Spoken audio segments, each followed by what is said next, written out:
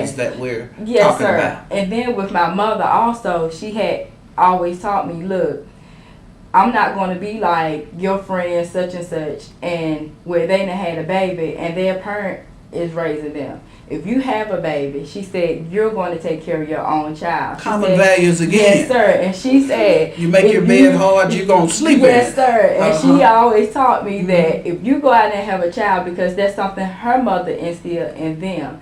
And all of my aunts that I have noticed, and my uncles who have kids, even if it's not by their spouse, they have always been there and raised that child, because that's something that their parents instilled in them, and that's also something Fantastic. that our family instilled in us, because I have cousins who have kids and they're taking care of their kids, because that was something that each one of our generation have passed. And I think a lot of kids, parents is not passing that down, where they're actually taking care of their child after their grandchild after their child go out and have one. Fantastic. Well, that helps me a lot, because I often wonder, why would someone that young want to pretty much cut off their life? Because the facts are, if you have a child that age, you more than likely are going to be living in poverty, and you more than likely are not going to be able to go as far in life,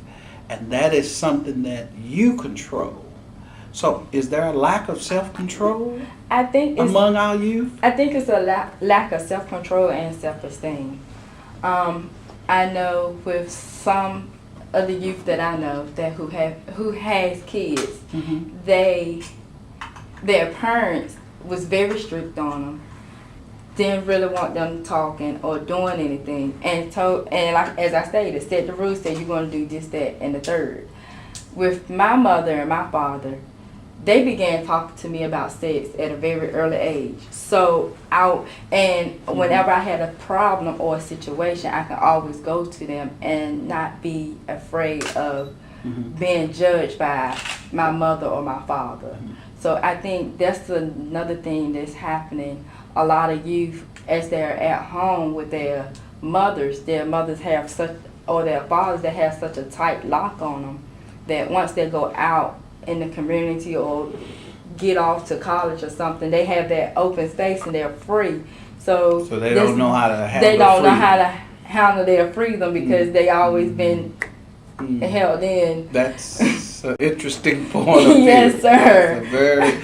Now tell me about the self-esteem issue. You say they don't have good self-esteem. Yes, because I say they don't have good self-esteem because a lot of fathers not in the picture. My biological father was not in the picture. I had someone else to raise me.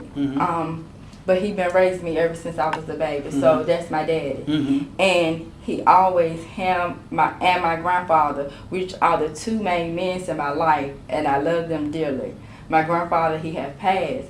But as I was coming up, they always told me how cute I was, and they always showed me love. A lot of girls now, females now, they don't have that love, that male figure in their life to show them love. That won't cost you a thing. That won't you didn't cost have a to do thing. one thing. No, sir. They still cared about you. Yes, sir. And then also, I have an uncle who he always told me, he said, if a man loved you, he would wait for you. And if that man tell you, you don't love me if you don't have sex with me, or if you don't have my child, let that man know, no, he don't love you if he wants you to sit up there and break your rules and stuff that you have set for yourself and your goals. So he always told me, if you have a guy to tell you that, you have them to come talk to me. And he said he'll talk to him. And he's a military man, so I see. And Dr. Griffin, is there any last remarks that you would like to make? Well, I want to tell you, I enjoyed talking with you for these few minutes and sharing, and I think that's one of the keys. We've demonstrated one of the keys in building better relationships between adults and youth is to actually sit down and talk. But if I had anything that I wanted to say to the youth, would be that we have not lost faith in you.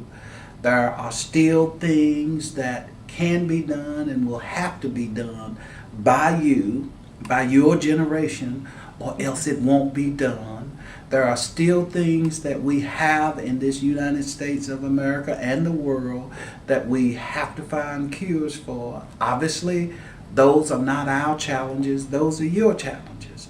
So I would challenge all of the youth to take a look at some of the things that the old people are saying.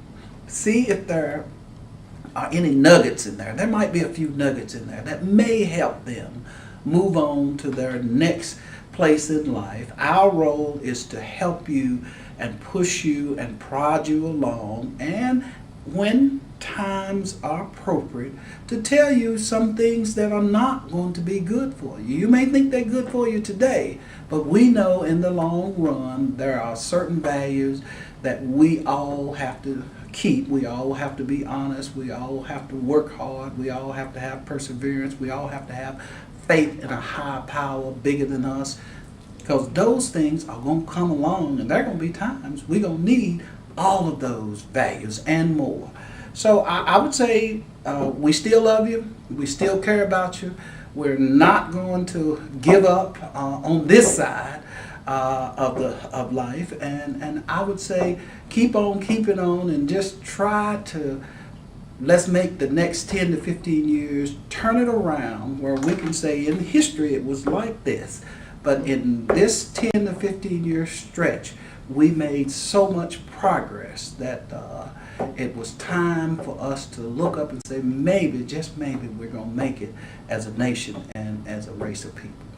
We would like to thank Dr. Griffin for coming out and sharing with us today. This is Latoya Williams from Black Nobility Magazine. Stay encouraged.